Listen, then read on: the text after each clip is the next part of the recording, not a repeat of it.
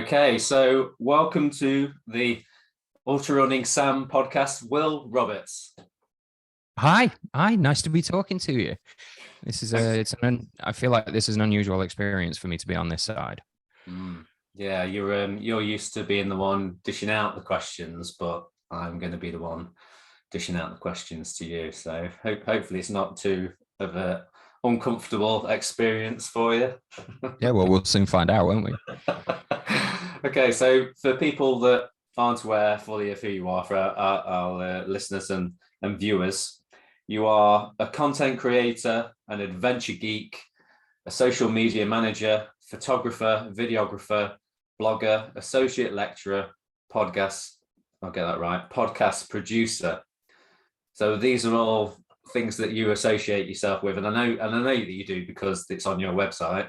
But how would you describe yourself? Oh, you want the clean version? I guess all of those things. You were reading that back to me, and it makes me laugh every time. It's like trying to write a blurb for LinkedIn. I don't know how to do it without writing an essay. But yeah, I think you've encapsulated it pretty well. I'm involved in the ultra running scene. And my thing mainly is going to those races and providing photography, social media coverage, a bit of videography as well. And then between events, I make podcasts about ultra running. Well, not so much this year, as my listeners will no doubt attest to, all three of them. But you know, that's what I do. I'm genuinely interested in this scene. So, and I like to make things. This is what I do. I'm creative in a digital area. So yeah, I think you've covered it a lot better than I have just then. As far as your sort of creative side, is that something that has always been with you since you were young, and how did that sort of show itself as you've got older? Yeah, I guess so. I mean, I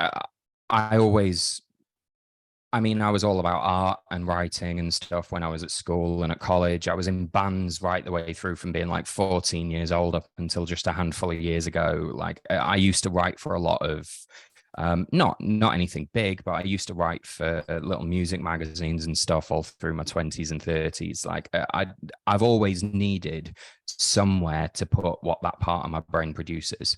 But up until the last few years, I mean, we're only talking 6 or 7 years ago that I really even encountered the ultra running scene. So it was definitely, I was someone who was creative. And then I found out about this exciting thing.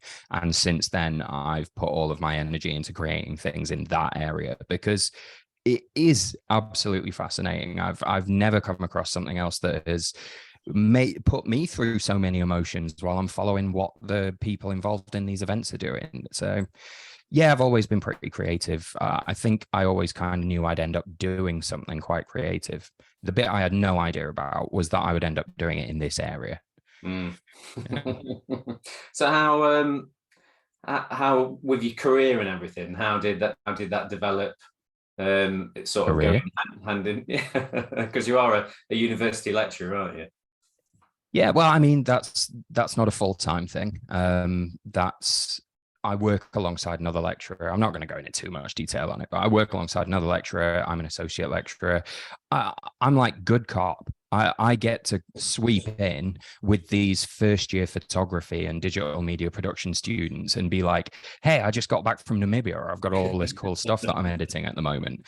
And then I teach them the techniques that they need to pass their units through my own work. Which, you know, it also gives them someone to speak to who is currently working as a digital content creator in that area, like outside their university. So that's really exciting stuff. I like doing that. Yeah, I lost the original question. I can't remember either, but you kind of bridge the gap then, don't you, between student and lecturer? So if you're there giving first-hand accounts, they can see that, can't they, rather than just listening. I mean, I don't know who the lead lecturer is, but listening to another lecturer and then them sitting there thinking, yeah, but you're not doing what we're doing. You kind of fill that gap, don't you? So you're sort of leading by example with the things that you do. How do you find how is it rewarding then, that side of your job? Look, I mean, I describe myself as an adventure geek on my CV that you read out earlier. Like, I am a geek in whatever medium I'm in. If I'm into it, I want to know everything about it, and I'm excited by it, and I want to tell other people why they should be excited about it. And photography is one of those things for me. And photography is sort of the main thing that I'm delivering to these students. And honestly, when you first pick up a like proper professional digital camera, they're intimidating, right? There are so many buttons and settings, and you have no idea what they do. Especially like a lot of these students, if you're jumping straight in there from only really taking photos on your phone before that, suddenly you've got to know so much more in order to make it work. And I try and simplify it for them and get them excited about it. And there's always just a handful of students for whom it's like I've just taught them magic. Like they learn the skills and they immediately get excited like I am, and they go out and start creating their own work, which is really good. And I get such a massive kick out of that. So yeah, I mean, that's what I love about that side of my work. It's the strange little sideline to the ultra running world that I work in, but yeah, mega rewarding. I get a lot out of that. So do you sort of bring some of your, so you show them sort of your ultra running media, and how do they, because I suppose a lot of them wouldn't really know what ultra running is. How have they reacted to some of those images? I'd say 99.5% of the students I work with, I have to explain what ultra running is before I can explain to them what I do. It's like my LinkedIn CV. Like you have to go through 4 or 5 bits of information before what I do makes any sense. But they seem to find that exciting. It's this idea that, I think from their point of view, they're getting into photography, and the chances are maybe they're going to end up creating content for little fashion brands and Instagram influencers and that sort of stuff. And then I walk in, I'm like, well, you could do that, or you could do this, which is completely different. And there's this whole other world of content creation in adventure and expedition environments, and that makes me very excited. A combination of me geeking out about cameras and photography and me geeking out about adventure. That's my sweet spot. That. So do you think you'll influence a few students to head in that alternative direction with media, though? Oh, I'd be really pleased if I did. If I find out if one of my students ends up contacting me a little way down the line and asking if they can come along because they're working in this environment now, I'd be mega pleased for that to happen. That'd be awesome. I'd feel like I'd done my job right. Yeah, definitely. So Sheffield, then, are you Sheffield born and raised? You stayed in the local area, or are you from further afield? I'm an honorary Yorkshireman. I sort of first 10 years of my life, I was actually from Norfolk. Just if you could try and do your best not to tell any more people than necessary about that. I don't want to get kicked out of Yorkshire. I've been very happy in and around Sheffield for a long time. But yeah, I have been in or around Sheffield since I was like 10. Yeah. Very briefly lived in a couple of other places, done a fair amount of traveling away from it, but I always seem to come back here. Sheffield's easy. Like, it's a big city, but it's not too big. The Peak District is right outside. You can get a train up or down the country pretty easily. It's always suited me. Yeah. Yeah. And of course, nowadays, given what I do, you could almost throw a rock at the start line of the Spine race from where I live. So pretty happy about that. Is it the outdoor city? Is that how it's described, Sheffield, the outdoor city? Yeah, absolutely. Sure, I've seen a sign with that on somewhere. Yes, I think Sheffield is. Yeah, you're very fortunate to live there because you're right in the midst of it, aren't you? You're really close to. You've got the city life, but you're also literally on the doorstep of the Peak District. Yeah, absolutely. Yeah, great place to live. We were, before we started recording, we were talking about where I live and where you live, and we were talking about the weather and how it's been very Spine-like recently, has it? I was saying how we'd had -10 for three nights in a row, and then now it's plus 12 degrees here around Derby. It just feels bizarre to walk outside and the house is cold and you go outside and outside is warm. It just doesn't seem to make any sense at the minute. No, not particularly. And I'd been looking out the window at these minus 10 nights, and the snow that fell and then just didn't thaw for a week because the temperatures were so low, and thinking, this is great. This is what I want to see for Spine Week. That'll be awesome. These warmer temperatures, that might make it the mud year if it's still like that when we get to January. So I hope we get some slightly spinier weather, but whatever weather we have during that week will be spine weather. Yeah, all weather is spine weather. Absolutely. Yeah. So just going back to your sort of traveling then with and seeing all these amazing places. So you've been going to races to film and do photography for Beyond the Ultimate. In where have you been then? Where's that taken you? Wow. Beyond the Ultimate, obviously they've got their race series that takes in the jungle in Peru. So I've been out there 6 times now, I think. Just over the Arctic line in northern Sweden, we do the Ice Ultra up there, which takes in part of the Kungsleden. So obviously I've been out there a few times, and that is the only multi-stage race I've ever done as well. So I've done that one as a competitor as well as covering it. The desert in Namibia, been out there a few times. We have a race in Kenya that I've been out and covered 3 times. All of those are amazing. We've got one up in the West Highlands of Scotland we've done a couple of times now, which I'd never really spent much time in Scotland. It's weird, the last few years I've been sort of jetting off to these more exotic locations, and then we get up to, it's Knoydart in Scotland where we've been operating, if anyone knows where I mean by that.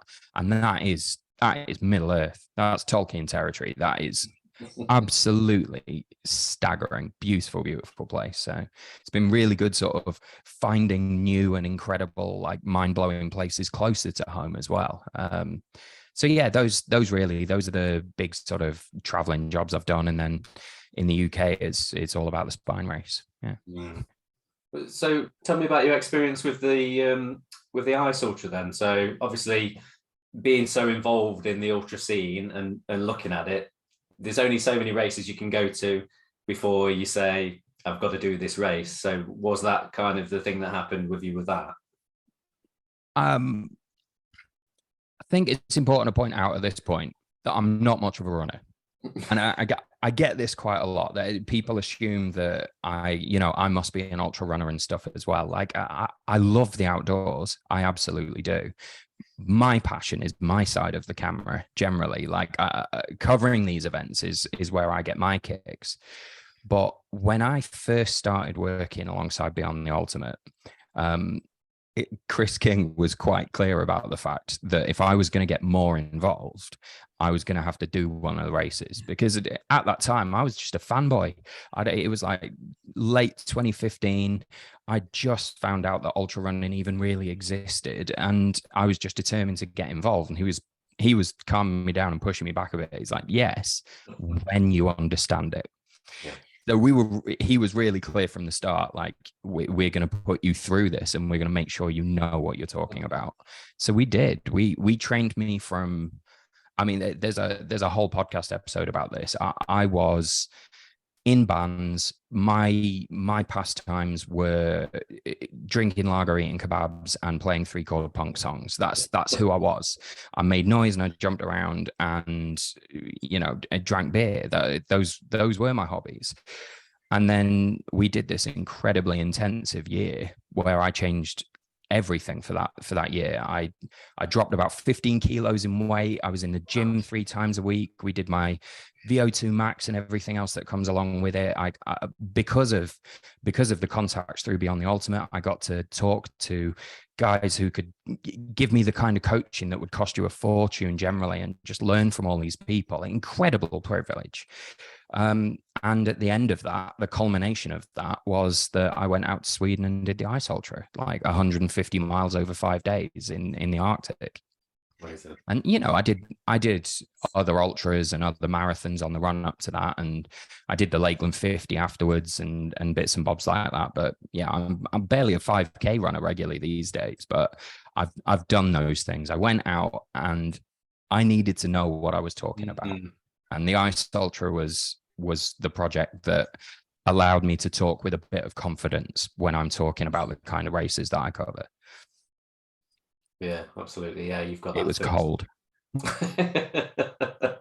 You've got that. Yeah, you've got that first-hand experience, haven't you? Because people can kind of see through it, can't they? If if you're speaking to somebody about a sport that you don't understand, if they're involved in that sport, that very quickly they'll kind of see through the fact that you don't really know what you're talking about. So having that experience is absolutely vital, isn't it, for the job? Completely vital.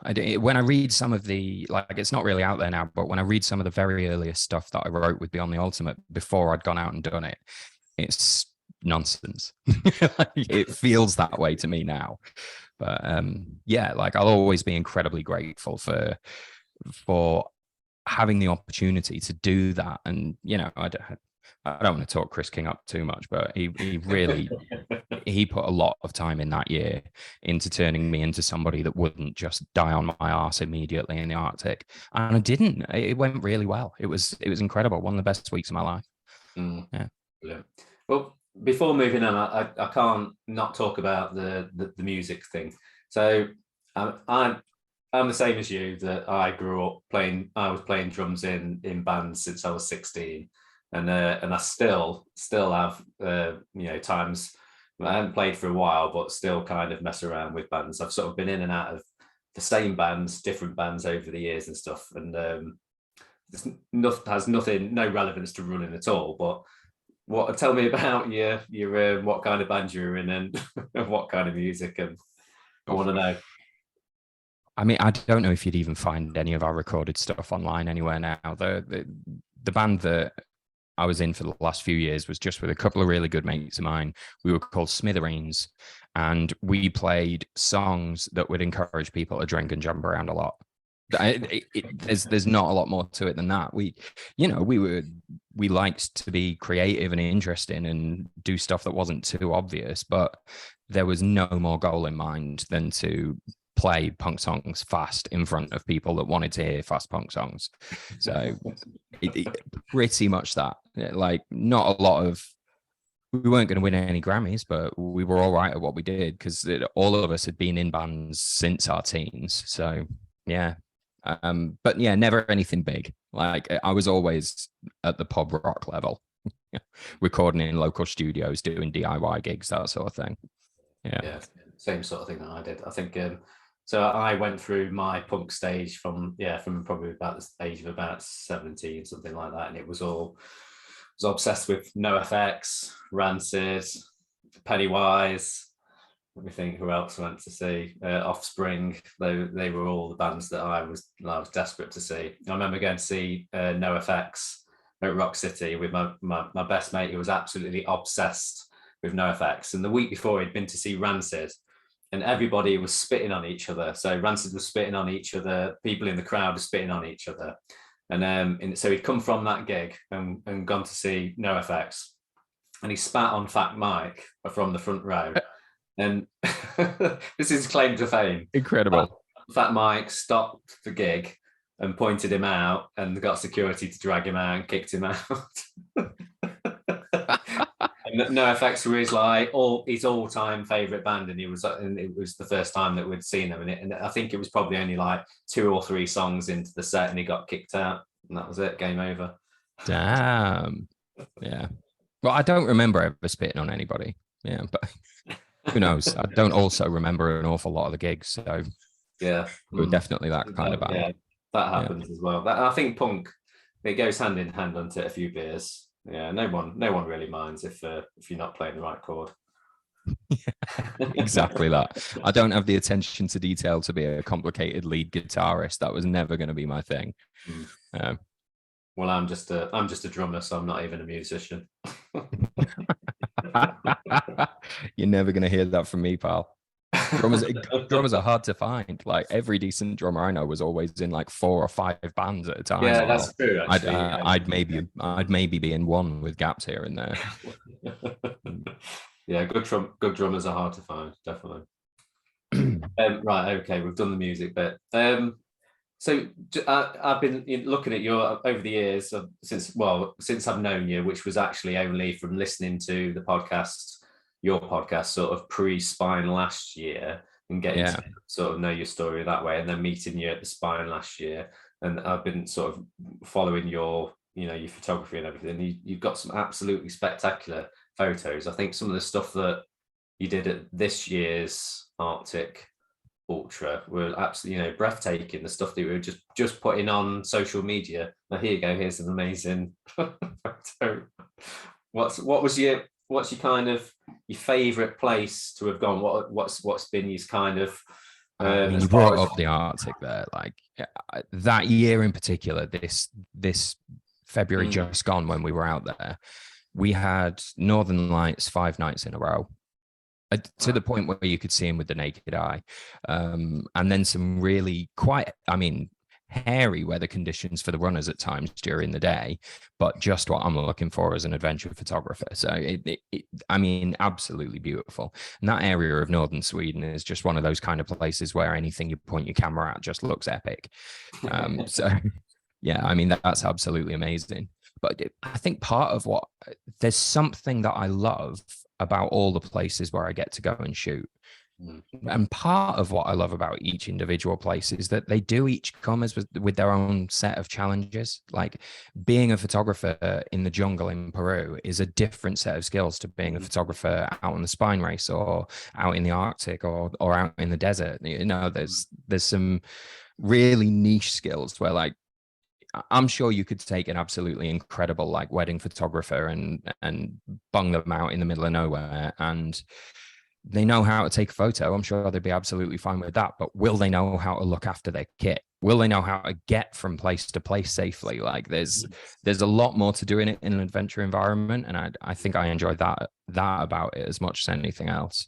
But yeah, it's hard to top the Arctic for photos. That Kenya, I mean, getting the opportunity to take photos of rhinos in the wild out in Kenya, it's wild. I'll never understand how I got lucky enough to end up in that position. And I really do see it for the privilege that it is. I've been really, really lucky to go to some of these amazing places, and it's just as well that I happen to be really geeky about photography, because I get to capture those places and remember them forever. My photos are for the runners generally or for the race coverage, but I keep them all. They're mine, and I go back through my favorites. It's for me, it's also selfishly partly about remembering these amazing places. That's hard to top the Arctic photos, man. It's amazing, actually. It's a good point, actually, that we were speaking about this yesterday in the family, that we went through just a random holiday set of photos from when we went to Swanage, and it's amazing how photos can trigger memories that you think of like completely lost. So you'll see an image and suddenly you remember a whole like day where you did something that was completely, your brain has like filed it away, and we don't need that information, but it all comes back to you. Is there been any sort of defining moments while you've been away taking photos that you thought, I'll remember this forever? I mean, yeah, definitely. Just can't think of any. Yeah. You know what? It's more that I was thinking. I don't shout about this tons, but it's part of where this factors in for me is I have ADHD. My memories filing system is atrocious. So like I need these photos to look back on. I really do. They bring back things that are just gone, that are just misfiled, that are just absent from my ability to recall these events that I've been on. So they're very important to me personally in that way. But there's a particular photo that you might be talking about from the Arctic earlier this year that wasn't even part of the race.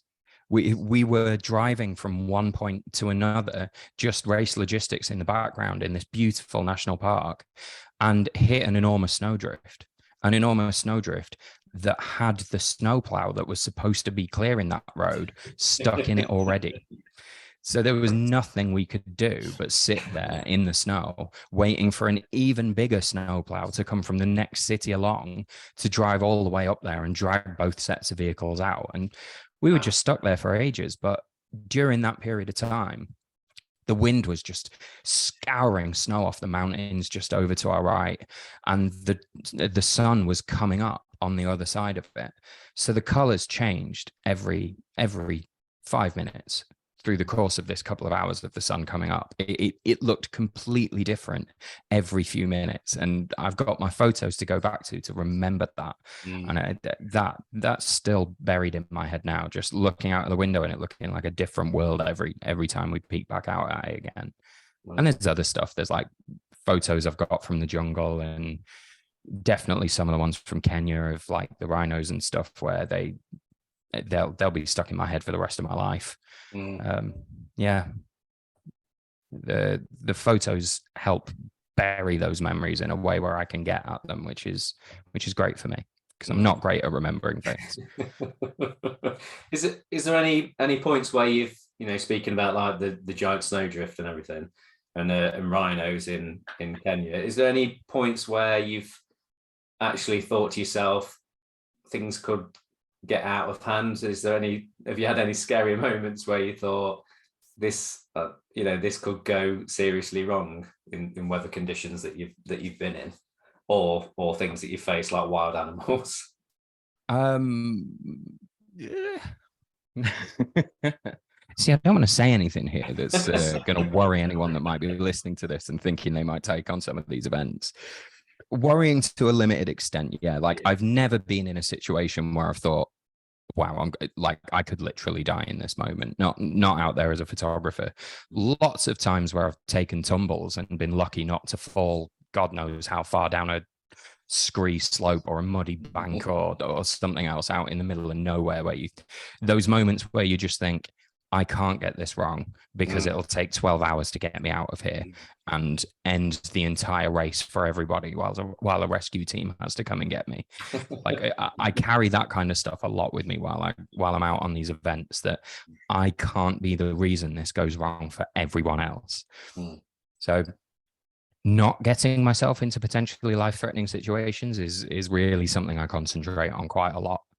But there's been like a couple of fairly close wildlife encounters when we've gone out onto a course right at the start of the day before the runners come through, where I've just thought, what on earth am I doing here? Like, how did I get in this situation? There's been times where the weather's suddenly changed out in the snow in the Arctic, and you really do then start having to think about, I can't just look down the lens here. I need to be taking care of myself, and I need to be making sure that this situation doesn't get a lot worse. But I'm a naturally cautious individual. Chris King will love this reference. We were once in Pilkapata, this tiny little village in the middle of nowhere in the jungle. We just finished the race. We were having a couple of beers, and it was pouring it down with rain. And someone was talking about like, oh, let's go out in the main square and have a dance in the rain. And Chris turned around and was like, oh, Will isn't going to do that unless you've written a risk assessment about it. And he's right. I'll be out there in the middle of nowhere and I'll go and dance in the rain, but I'm not doing it without having thought through every possible scenario that could go wrong first. So I don't know if that works as an answer to your question, but yeah. No, yeah. It's always prudent to be cautious. Yeah, definitely, absolutely. Especially when you're dealing with extreme weather conditions and terrain that you encounter in these different races. Yeah. So just going back to the spine, then, I know you're a big spine man. I know that you're wearing a spine hoodie right now. Been in uniform now, mate. Yeah. In uniform. Yeah, I was going to wear one of my 2 spine t-shirts, and I thought, I wonder if Will will be wearing his, and we'll be too matchy if I wear mine. So I think I've even got a spine t-shirt under my spine top today. Yeah, it's always good to get freebies, isn't it? So would you say that you have a healthy obsession with the spine race then? Yes. In fact, the only thing that would stop me saying yes there is I don't know how healthy it is. I love the spine race. I have done ever since I first came into contact with it, and it's very close to my heart. Everyone else is sort of looking forward to Christmas at the moment, and what I'm looking forward to is after Christmas. Yeah. So how did you come across the spine then, and how did it spark your interest? It was accidental at first, really. I mean, the very first time I ever had any contact with the race, I was out on a training weekend getting ready for the Ice Ultra at the start of 2017. And I happened to book myself into Edale Youth Hostel on Spine Weekend. It hadn't occurred to me. All I'd been thinking about was this race I'm doing in February. I hadn't even thought about the Spine race that year. I knew the name. I knew Pennine Way. I didn't know anything else about it. And suddenly I arrive at the youth hostel and I've just done like a 25-mile day to get there in the snow. And everyone in the world is there. And I can't believe I managed to book a bed in the first place. And like Ian Keith's in there, sat having a hot chocolate, getting interviewed by a Japanese film crew. And there's people in uniform running about everywhere. And it had this huge buzz about it. And then the next morning at sort of 5:30, 6 in the morning, when everyone else is getting ready to go to the start line, I buggered off in the other direction and was heading back home to Sheffield at the time. And then it stuck in my head. It just stuck in my head after that. Once I got home, I was looking it up online and seeing what was happening on Facebook. And it got into later in 2017 and I entered the Challenger. And then almost immediately got injured. And then almost immediately got injured again. And it was quickly becoming apparent that there was no way on earth I was going to be able to do it. But I'd already accounted for having this week where I was going to be out there involved with the Spine race. So it was Scott Gilmore at the time.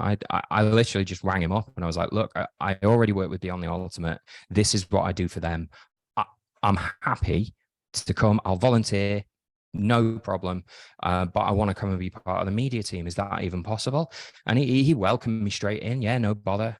And the Summit Fever guys were there and Mick Kenyon and a couple of other photographers. And Damien Hall was leading the media for that year. So it was just incredibly exciting. Just an absolutely eye-opening week. And yeah, I immediately after that week, I got back into conversations with Scott and Phil and stuff about coming back the year after. And I've been on every event since. So how have you seen the Spine media team change over that time then since you started? I didn't even realize that Damo was involved with it originally. Yeah, for a while. It's always been for as long as I've been involved anyway, the media team has been a similar sort of thing. You know, you've got a couple of photographers out in the field, you've got your videographers doing the daily update videos, and one person who in the case of the year when I did it was Damien, who is kind of at the front of it all, doing bits to camera where needs be and making sure that the story is getting told coherently on social media. So in that sense, not an awful lot has changed. Some of the personnel have changed, you know, like Summit Fever are sort of moving on to bigger things, but we've brought in Ryan Lovejoy, who's incredible. So he's picked up the baton for the videography, and we've got a few photographers that we're working with now that are different from the guys that I worked with before. So it's changed a little in terms of the personnel, but in terms of what we do, not a great deal. The biggest thing that's changed is there's now a lot more runners whose stories we have to tell, and a lot more races. And it's, I mean, the challenge has increased in difficulty as the years have gone on, because now we're trying to coherently tell the story of like 4 races all at once, which is always good fun. But yeah, it's one of those good problems. I enjoy doing it.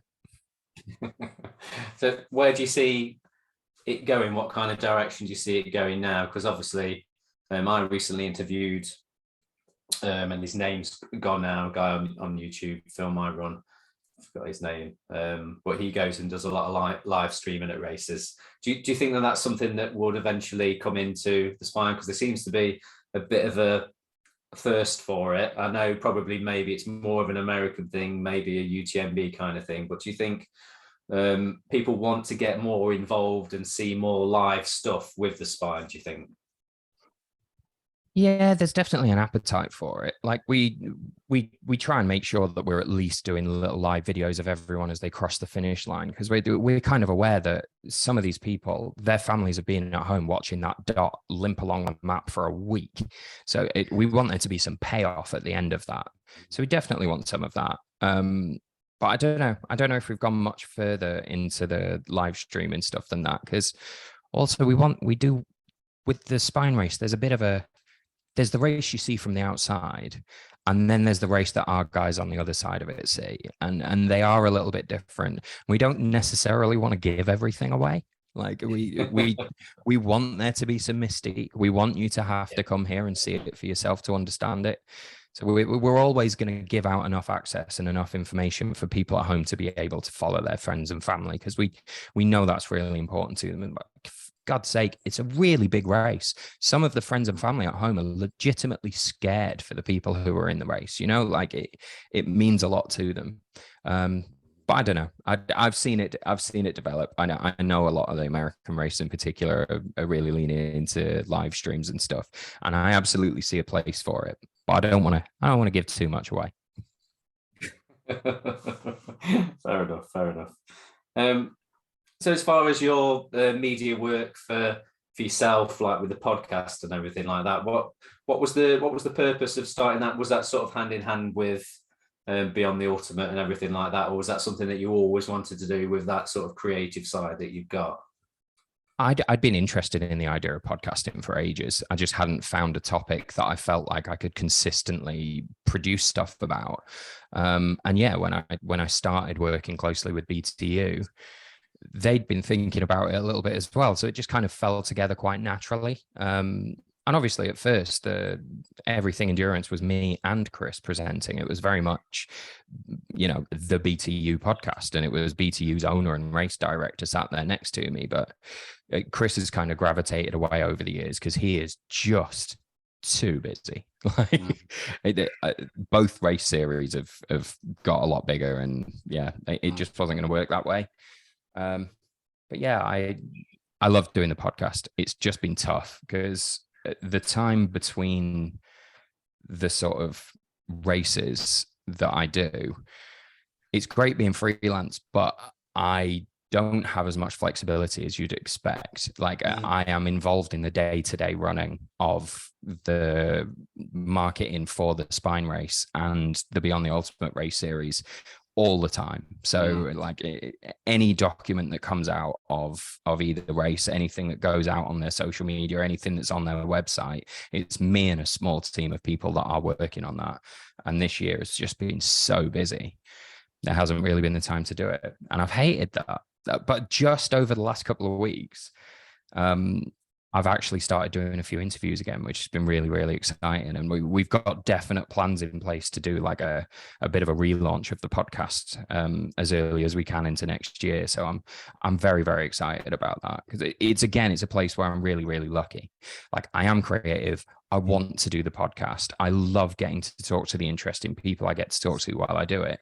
And I happen to work mainly with a couple of people who want me to keep producing that content. So, well, it's ideal, really. I'm very, very lucky. But yeah, I'll be back. But yeah, there was always going to be a podcast. Who knows? It's somewhere in the future. Maybe I'll produce a couple of other podcasts as well about some of the other stuff I'm excited about. But yeah. Brilliant. So with the podcast then, is there anyone that you've not managed to interview that you would like, sort of, bucket list person that you'd love to get on? Actually, it doesn't even have to be a runner. Is there anyone that you as a being involved in media and that kind of side of things, is there anyone you'd love to pick the brains of? No, that's interesting. Oh, I'm not sure really. Was anyone that was more challenging than I expected? Is anyone that you've sort of been chasing and not managed to get? Because I know, people who have podcasts will understand this, that sometimes there's somebody you really want to interview and you can't get them on for love of the money, or they cancel, or things don't always work out and you kick yourself, and then you give up if things. I know there's a few that I've sort of given up on, that scheduling didn't work and everything. But is there anyone that you sort of really wish that you could have interviewed that you didn't get to? There's been a few that I've really wanted to. Like, obviously, I've tried to get a message passed to someone who knows someone who knows someone who knows Killian Jornet, but I imagine anyone making a podcast in this area has tried to take a punt at that at some point. Yeah. I don't know how to go about tying that together, but definitely not returning my emails. The one that I wanted to do for ages that I actually got to do was was Laz Lake. Obviously, getting to interview Lazarus was incredible, and he's actually got some really interesting opinions and stuff on media around races, which you wouldn't necessarily expect from him, given that this, the Barkley Marathons are pretty much a closed shop. And that's the feel of that event that he likes, and they have got this mystique, this very behind the scenes character to what they do, which just makes me want to know more. It absolutely does. So getting to talk to him was amazing, and I would love to talk to him more about what he sees as the role of the media in these kind of events, because that would be really interesting. And the kind of people that do the sort of stuff I do, where there's not loads of us, there aren't tons of us out there doing this kind of very niche thing. Ian Corliss, obviously, I'm gonna have to chat to him at some point. I see him on LinkedIn all the time. I mean, he's been at the point at which I started doing what I was doing. Ian Corliss was the guy that you looked at, because he's got the podcast. His photography was incredible. He was out there in these adventure and expedition environments. And yeah, I'm going to have to try and tie together a conversation with him at some point, because I imagine I could learn a ton from that. But yeah. I'm not sure who else would be on my wish list. I'm going to have to do a bit more research for when we do this relaunch. Brilliant. So what plans have you got for the future with your media career, with the podcast and that kind of thing? Have you got sort of big plans? You talk about this sort of relaunch and everything. Is there anything that you sort of, on the brink of doing something a bit different or excited? No. No. What about doing another big epic race? Have you thought about getting your training shoes back on and training for a big event? Oh yeah, every 2 weeks. I mean, I've been a bit flippant about the first thing you asked there. Like, it's not that there are no media plans. It's just right now I'm already doing a job that I feel incredibly lucky to have. Like, but maybe there'll be an empire to build somewhere a little bit further along the line. But right now I'm spinning a lot of plates doing what I do. I definitely want to get the podcast relaunched in some way and get a consistent string of episodes out again, just because I love doing it so much. But in terms of the non-media stuff, yeah, I mean, I've done it now, and I know I've got myself to that point before, and I'm absolutely confident I could get myself to that point again. And I'm not stupid, I'm not old, but I'm 41, and I've got a couple of niggly injuries that just won't go away. And there's only going to be so many times in my life that I get to say, "Oh, it's fine. I'll start tomorrow." I know I can get to that point of being like ultra fit again. Like, sooner or later, there is going to come a point where I've left it a bit late to get started, and maybe I can't just go ahead and rebuild that fitness and go back out there again. I'm aware of that. There's kind of a countdown going in the back of my head. So yeah, sooner or later, I know I'm going to do it. Sooner or later, I'm going to look at my calendar and I'm going to see a hole somewhere ahead of me, and I'm going to think, oh no, that's it. That's where the adventure is going to go. And then I'm going to start training again. I've got a horrible feeling that somewhere down the line, I'm going to have to do the spine race. Whether I like it or not, I think the other guys working behind the scenes will make me do it sooner or later. But I, from my point of view, it almost seems like a sign of respect. Like I can't have worked alongside the race for that long without going out there and actually being on the races side of it. Oh no, people are going to hear this. Oh, this is going to get brought up. I know it is. Going to get signed It's on. Inevitable. Sooner or later, I'm going to have to. And, while I'm talking personally, my dad always wanted to do the Pennine Way. He had the books on the Pennine Way, Wainwright's book on it. He had the maps. He was always looking at it, and he never quite got around to it. And his health failed him before he was too old, and he never got to do that. So He you've never got, found the right year or the right summer to get started, and as a consequence, he never got to do it at all. And I've inherited those books; they're on my shelves downstairs. So I know I'm going to do the Pennine Way at some point, and working alongside the spine race. How am I not going to do it during race week? So there's an inevitability about it, Sam. I think it's gravity. I think at some point I'm going to be on the start line instead of leading the media team.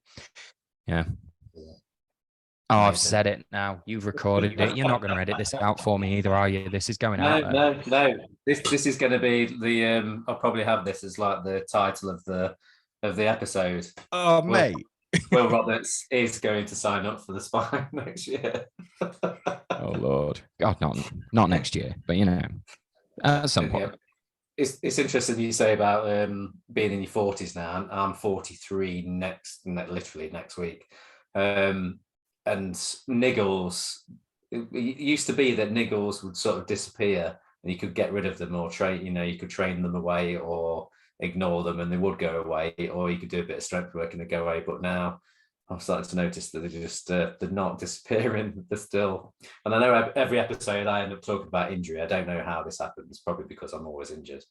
But I know what you mean. Once you start getting into your 40s, not that window should ever really close for doing any big events. Oh no, absolutely not.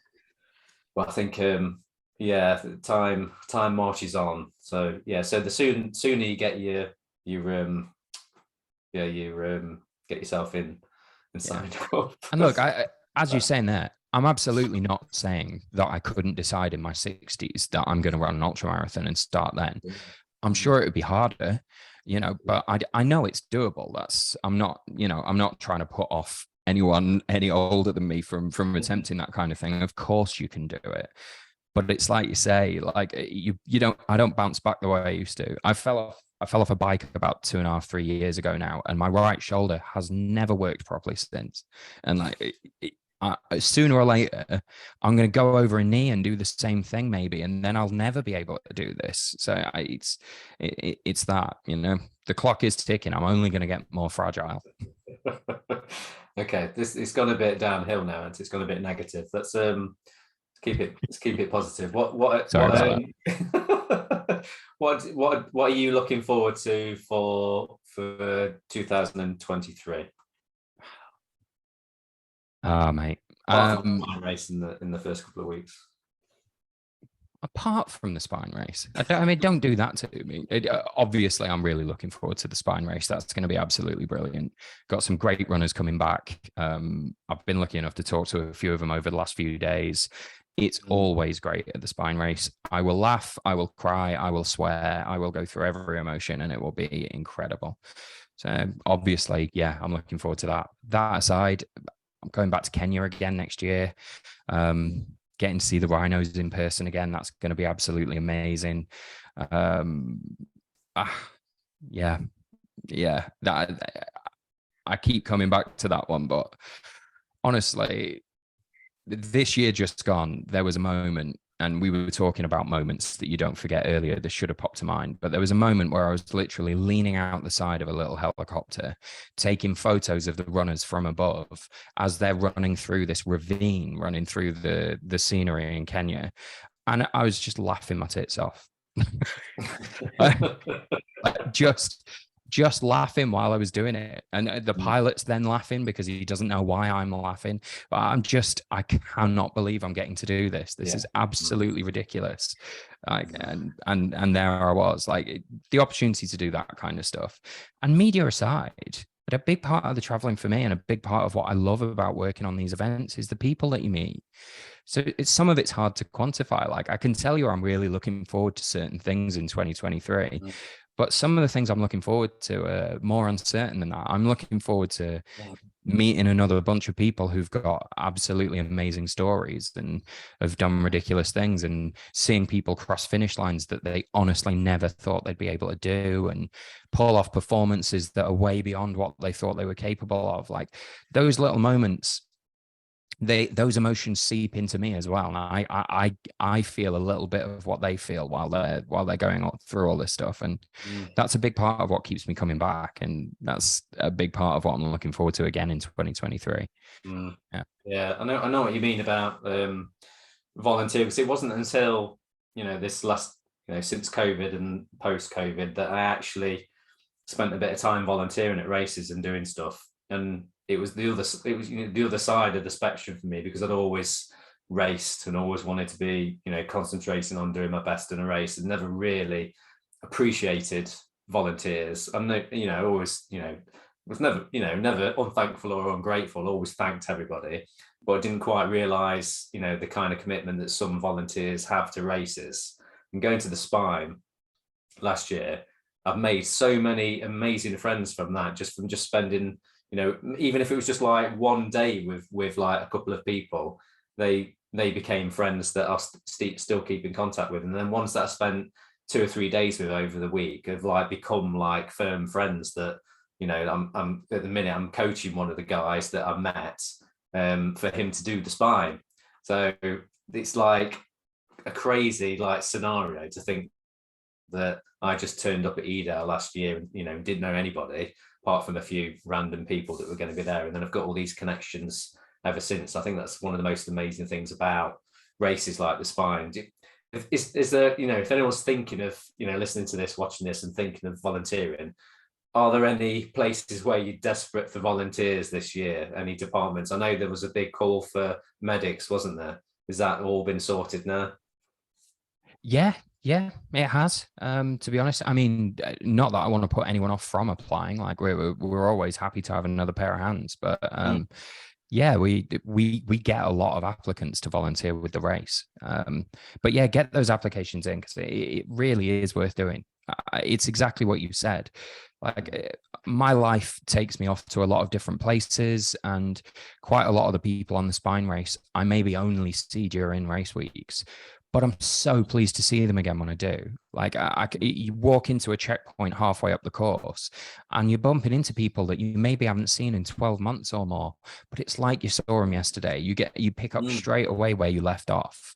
And working together in those environments does bring people together, and it's great. Everyone's just working for a common cause. It's a very positive thing to be involved in, because every single person volunteering behind the scenes is passionate about helping all of the people in the race to get to that finish line, to get that medal that they want, to help them along their way and to be a part of that journey. I guess in the same way that I do, I get to be a little bit of a part of these people's journey. All of the volunteers do as well. And I know it's easy for me to say this, sat here with a Spine logo on the top and working for the team behind the scenes, but we're not exaggerating when we call it the Spine family. I love these guys, and it's honestly good for me mentally twice a year to be in a space like that where everyone is pulling in one direction and just being positive and just getting stuff done and helping people achieve amazing things. Like it's a great thing to do. So you've now sort of transitioned a bit. You were involved in the scene, and now you've done a little bit of volunteering, and you've found that rewarding. Like anyone who has an opportunity to do so should volunteer on a race. And if you can, volunteer on the Spine. Yeah, definitely. I absolutely agree with that. Brilliant. So I'm aware of not keeping you for too long, but what if people want to sort of get involved with what you're doing, follow things that you're doing, where's the best place for them to follow your escapades online? It's not a great thing to admit this, given what I do for a living, but my ability to maintain my own social media is pretty dire. But I am out there. So your best bet is to head to Instagram. Boldly Go. Look for at Will Boldly Go on Instagram, and you'll find me there. That's the thing I am most adept at keeping up to date. So I'd say that's probably the best place to follow me. Yeah. And you've got your website as well. Yeah, I mean, there is a website there, and that's just boldlygo.uk. But there's my contact details in there and a bunch of photos that I've taken around the world that I'm really pleased with. Like it's worth going and having a look. But that's kind of like my CV. That's what I send to people when they ask me what I do.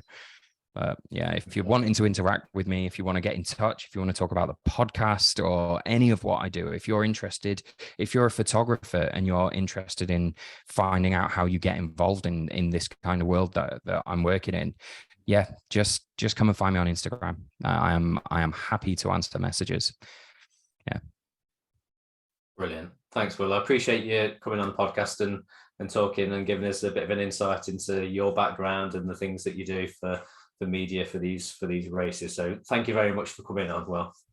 No worries. You're totally welcome. It's been an absolute pleasure. So thank you. Cheers, mate. Thank you.